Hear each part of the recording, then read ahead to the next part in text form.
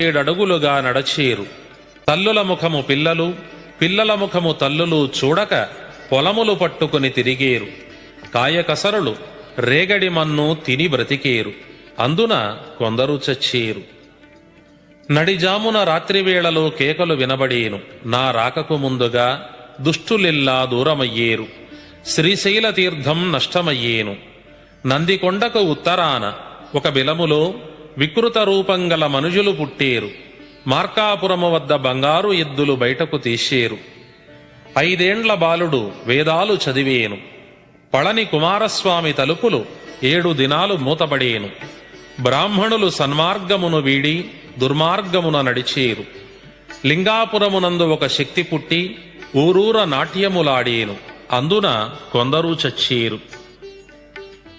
గదగు, Lakshmipuram, Raichur, Chandragiri,